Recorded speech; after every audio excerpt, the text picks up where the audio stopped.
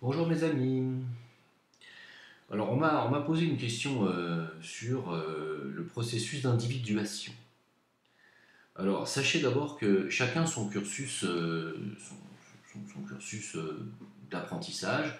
Moi, si vous voulez, les grands philosophes ou les grands psychologues ne m'ont jamais réellement intéressé, hein. Pourquoi? Parce que pour moi, un psychologue, c'est quelqu'un qui tourne en rond. C'est quelqu'un qui est bloqué dans le mental et qui ne sort pas du mental, hein. Voilà. Donc, on ne peut pas comprendre l'entièreté du processus d'éveil si on reste dans le mental. C'est un concept qui dépasse le mental, en tout cas le mental inférieur, le mental analytique, et qui rejoint une sphère beaucoup plus élevée qu'on appelle le mental supérieur. Alors vous allez me dire, bah, tu viens de te contredire. Non, il y a un mental inférieur, mental analytique, qui est le mental inférieur, qui est celui des psychanalystes, des psychiatres, des psychologues, et de tout le monde finalement. Et il y a le mental supérieur qui est le mental créateur, hein. Et on ne peut pas concevoir l'entièreté du processus d'éveil si on ne conçoit pas, d'abord primo, qu'il existe d'autres réalités, qu'il existe d'autres plans d'existence, que nous avons différentes natures en nous-mêmes. Et donc finalement, cette histoire de processus d'individuation, qui est en fait synonyme d'un processus d'éveil en réalité. Parce qu'en fait, quand on parle d'éveil, il faut comprendre une chose, c'est qu'il n'y a pas un éveil. C'est ça que les gens n'arrivent pas à piger. On parle d'éveil avec un grand E majuscule, mais l'éveil avec un grand E majuscule, c'est la voie de Bouddha, c'est celui de Bouddha, hein, c'est l'illumination finale. Mais avant d'en arriver à l'illumination finale, il y a toute une succession, superposition, une série successive d'éveils mineurs, de petits éveils, hein. En réalité, que sont les petits éveils? Bah, ce sont des successions d'illuminations, ce sont des petites illuminations. Plus on fait rentrer la lumière de l'âme en soi, plus on s'éveille petit à petit. On chasse la noirceur, c'est comme ça qu'on fonctionne. Il n'y a pas de processus d'individuation ou d'éveil qui vous arrive comme ça du jour au lendemain en une fraction de seconde. Ça n'existe pas. Alors, ce processus d'individuation, en fait, en réalité, n'est ni plus ni moins que la prise de conscience de soi-même, à être détaché du reste du troupeau, à être une personne entière et à avoir une identité propre et un chemin propre à développer. Mais c'est tout. Ça ne va pas plus loin dans le concept. Le processus d'individuation, c'est tout, c'est ça. C'est Carl Jung qui nous a expliqué ça, qui s'est lui-même finalement, comment dire, euh, il s'est lui-même inspiré, voilà, de Platon, de Socrate, et au final, ça mène pas très loin. Si vous voulez vraiment connaître le processus d'éveil, c'est beaucoup plus simple d'aller directement à la source et de suivre le chemin du Bouddha. Quand même, ça me paraît quand même assez évident. Et ensuite de suivre le chemin du Christ, le chemin de Jésus, qui est un chemin définitif d'éveil. Pour ceux qui ne comprennent pas, l'éveil, le chemin de Jésus est également un processus, également un chemin d'éveil, mais d'éveil accompli. Oui. Alors, il n'y a pas une grosse différence entre la finalité de la vie de Bouddha et la vie de Jésus. Je dis bien la finalité de la vie de Bouddha, c'est-à-dire à la fin de la vie, la fin de vie de Bouddha. Lorsqu'il a eu l'illumination, il s'est comporté en bodhisattva, il s'est comporté en personne qui s'est dévouée à toute la communauté. Voilà, et ça c'était à la fin de sa vie, c'était avant qu'il obtienne cette illumination. Alors que Jésus, lui, dès le début de sa vie, dès le début de sa mission, il a été tout de suite dans le service de la collectivité, parce qu'il était déjà illuminé, hein. Pour moi, il y a vraiment un cursus à suivre, si vous voulez parler d'éveil. C'est vraiment le chemin bouddhiste, hein, avec sa succession d'illuminations. Il a essayé les extrêmes, il a essayé la voie du fakir en restant dans la même position pendant de X mois, sans manger, sans faire attention aux appétits de son corps physique, etc. La voie du fakir n'est pas bonne, elle est extrême. Tous les extrêmes sont à proscrire. Il est ensuite devenu gros, gras, hein, donc il a essayé vraiment et il a fini par trouver la voie du milieu, qui est la seule, qui garante en fait de votre véritable équilibre. Il faut avoir un équilibre pour être éveillé, hein, pour accéder à cet éveil. Et en fait, pour moi, l'illumination qu'a atteint Bouddha, il l'a atteint comment? En luttant contre les appétits de son ego, hein. Vous êtes d'accord avec moi pour ceux qui connaissent un peu le bouddhisme? Euh, Les appétits de l'ego, c'est quoi? Ce sont les appétits matériels, les appétits du corps physique, les appétits sexuels, les appétits de nourriture physique, les appétits matériels, donc comme j'ai dit, c'est-à-dire d'avoir soif de confort, de matérialité, de matérialisme.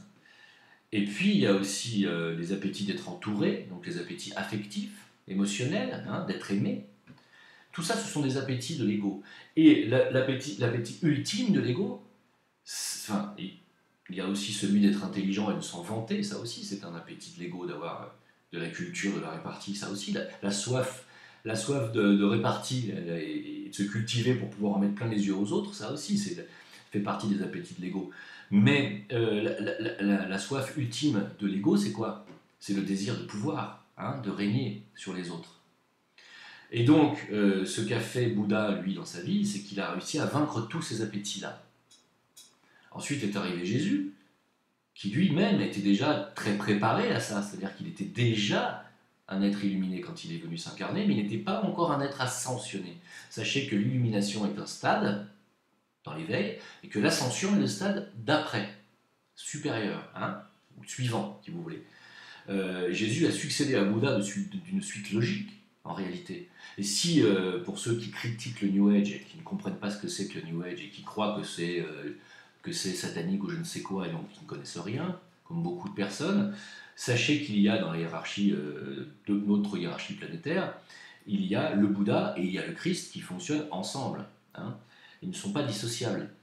Enfin, ils sont dissociables, ce sont deux êtres différents, mais ils fonctionnent ensemble sur la marche de la planète, hein, ayant tous les deux des attributs différents et des rôles différents, mais ils fonctionnent ensemble.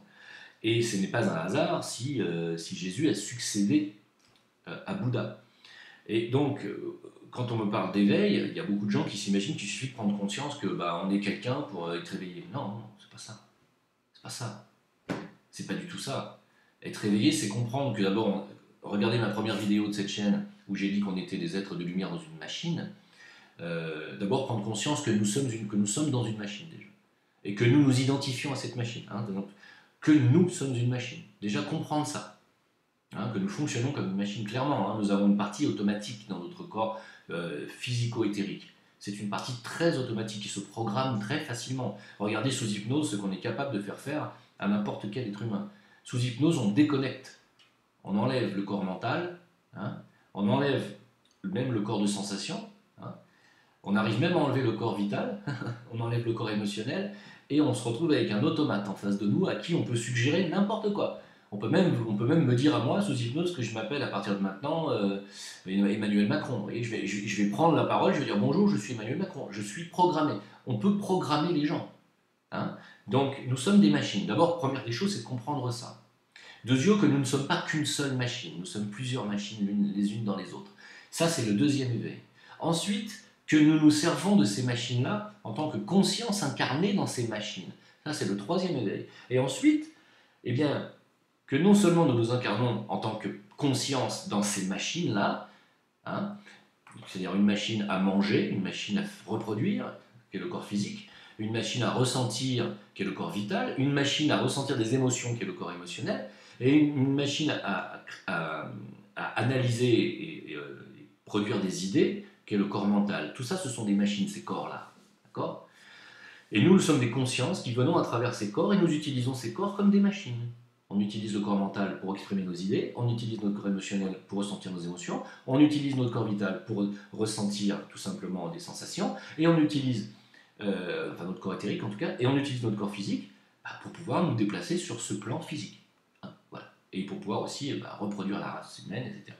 Bon, donc, lorsque vous avez conscience que vous êtes une conscience incarnée dans des machines, à ce moment-là, déjà, vous avez atteint un degré déjà d'éveil. Il y a déjà un degré d'éveil là. Il y a déjà une succession d'éveils pour arriver à ce degré-là. Alors, est-ce que c'est ça que Carl Jung appelle l'individuation? J'en sais rien et je m'en fous complètement. La terminologie des mots, pour moi, n'importe absolument pas. Ce qui compte, c'est de comprendre ce que je suis en train de dire. Me semble-t-il. Hein. Et en fait, une fois que vous avez compris que vous êtes une conscience qui s'incarne dans ces machines, eh bien, il y a d'autres stades ensuite derrière. C'est comprendre qu'on ne s'incarne pas qu'une seule fois. En tant que machine, on garde des mémoires. Hein, on garde comme une petite clé USB de chaque machine qui garde la mémoire de ce qu'il a fait dans cette vie-là. Et quand on se réincarne plus tard, on revient avec nos petites cartes, avec nos petites clés USB dans chaque machine, et on reprend au stade où on s'était arrêté.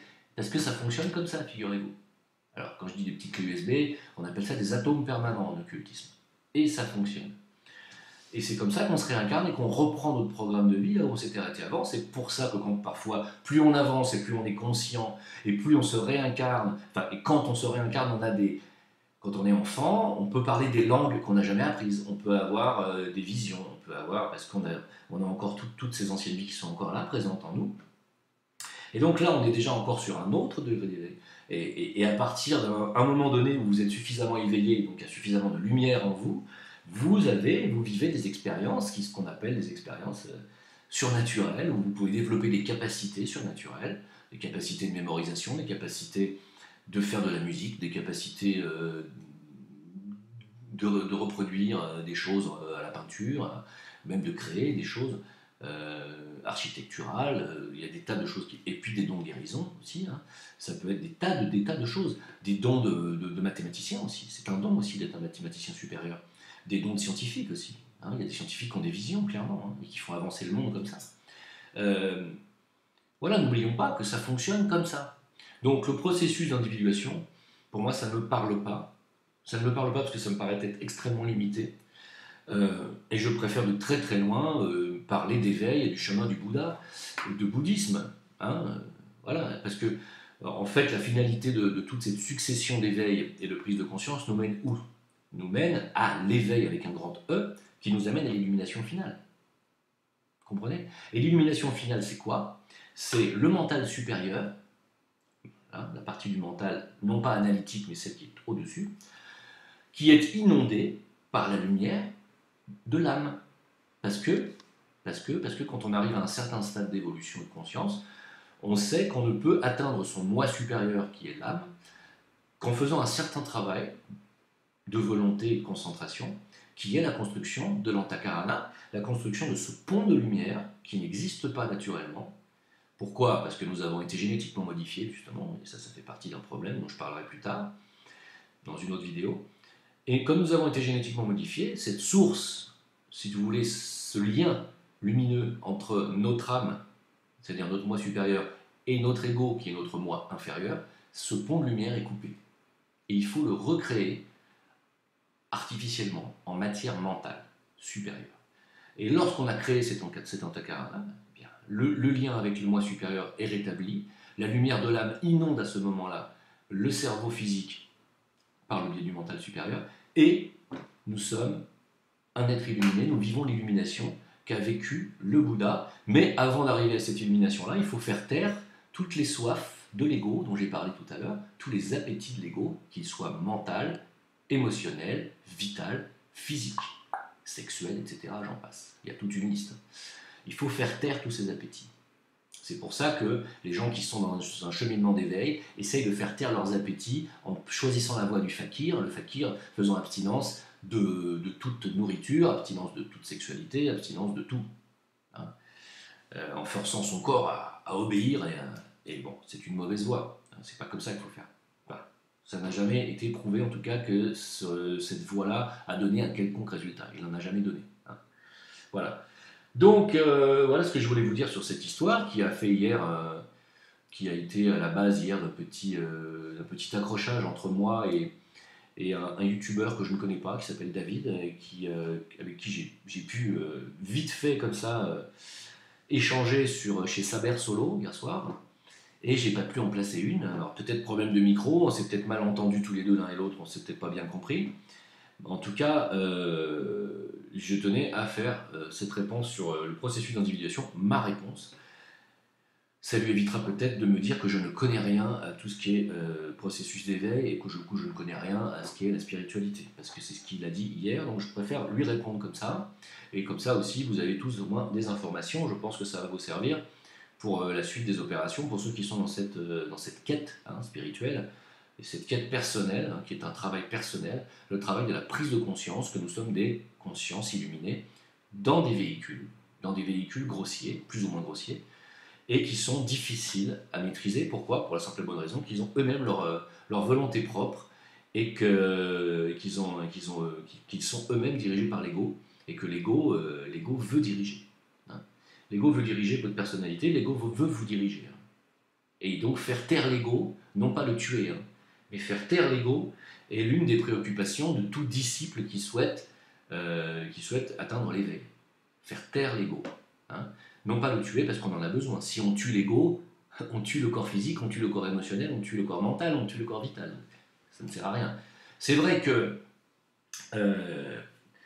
la quatrième initiation qu'on appelle la crucifixion, c'est-à-dire qui était le stade qu'a atteint Jésus, lui, dans l'incarnation qui a précédé, donc après Bouddha, 500 ans après Bouddha, quand Jésus est venu, il était lui-même initié de troisième degré, c'est-à-dire qu'il avait atteint l'illumination. L'initiation de troisième degré est l'illumination de Bouddha.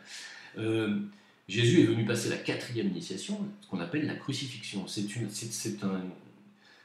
crucifixion symbolique qui signifie la crucifixion de l'ego sur l'autel de la verticalité et de l'horizontalité, c'est-à-dire de la conscience incarnée dans le matériel. Hein. On crucifie l'ego, ça ne veut pas dire qu'on le tue, ça veut dire que l'ego, à partir du moment où se tait, n'a plus de revendication. C'est l'âme qui prend en main les opérations. Et en tant qu'âme incarnée dans un corps de chair, et dans un ego qui se tait et qui obéit, vous pouvez œuvrer en tant qu'âme. Tant que vous n'êtes pas encore une âme pleinement consciente et pleinement dirigeante, on ne peut pas vraiment parler d'éveil avec un grand E. Les gens qui ont un éveil avec un grand E sont des gens qui n'ont absolument aucune revendication personnelle. Même s'ils sont malades, ils ne le disent pas, ils ne s'en plaignent pas, parce qu'ils s'en foutent, ça n'est pas le problème. Même s'ils ont faim, ils ne le disent pas. Même s'ils ont envie de pisser, ils ne le disent pas. Et même s'ils ont envie de baiser, ils ne le disent pas. Et s'ils ont envie d'aller regarder un film de Funès, ils ne le diront pas. Parce que ce sont des revendications, n'importe quoi, hein, ce sont des revendications de l'ego, hein, des petites soifs comme ça, et que quelqu'un qui vit en tant qu'âme ne s'arrête pas à ce genre de petites considérations. Alors il va faire pipi, bien sûr, hein. Là je plaisante, mais... il ne répond pas aux soifs de l'ego. Parce que l'âme est au-dessus et c'est l'âme qui agit à partir de maintenant. Alors évidemment, là, pour arriver à ce stade-là, il faut déjà être initié de quatrième degré, ce qui est très rare sur la planète, hein, je tiens à vous le dire. Il y a très peu de personnes qui sont initiées de ce niveau-là et qui sont incarnées actuellement sur la planète, c'est très rare. À l'époque de Jésus, il n'y en avait pas, hein, il a été le premier à ouvrir cette voie. Donc pour vous dire... Hein, ensuite, il y en a eu quelques autres, mais c'est très rare d'avoir des initiés de tel degré sur la planète. Bon, on a Amma aujourd'hui, Mère Amma, hein, qui est certainement de ce niveau-là, je pense, qui n'a aucune revendication personnelle, qui ne mange pas pendant des semaines, des fois, qui s'en fout complètement, en fait, complètement détaché de son ego. Hein. Voilà, donc on a quelques personnes comme ça, mais ça court pas les rues. Hein. Donc voilà ce qu'est l'éveil en ce qui me concerne, voilà ce qu'est le processus d'éveil en ce qui me concerne, voilà ma conception de votre processus d'individuation. On me demande de parler du langage des oiseaux. Le langage des oiseaux, c'est intéressant, moi ça m'intéresse, hein, comme tout, je ne me permettrai jamais de critiquer des gens comme Burdesteinas, je n'arrive pas à dire son nom, excusez-moi, je ne vais pas l'écorcher, Burdesteinas, c'est ça, qui est un alchimiste que je connais très bien, hein, je connais très bien ses travaux, j'aime bien ce qu'il fait. Ça rejoint énormément ce que je dis, hein, d'ailleurs. Et le langage des oiseaux, c'est bien, mais attention, tout a une limite. Il y a Jacques Grimaud aussi qui pratique le langage des oiseaux. Tout a une limite. Tout a une limite. Quelqu'un qui s'appelle Solange, on peut la considérer comme un ange esselé, quelqu'un qui vit toute seule, c'est une solitaire qui est un ange, ou alors un ange solaire, sol-ange. Ange solaire, c'est aussi un synonyme de âme, ou moi supérieur, parce qu'on dit aussi l'ange solaire. Mais ça ne veut pas toujours dire quelque chose. Si vous voulez, si je vais faire une vie d'ange, c'est pas pour ça que j'ai une vie d'ange. Vous voyez, c'est à un moment donné, il faut aussi utiliser les choses avec parcimonie et ça demande encore une fois de maîtriser la chose. Le langage des oiseaux, c'est très bien. Chacun sa voix, chacun sa façon d'exprimer sa conscience. Voilà. Je vous remercie de m'avoir écouté. Merci pour vos soutiens. On se retrouve sur VK, Facebook, Jim Le Veilleur. Et puis merci pour les tipeurs. Merci beaucoup. À suivre d'autres vidéos d'éveil. Au revoir.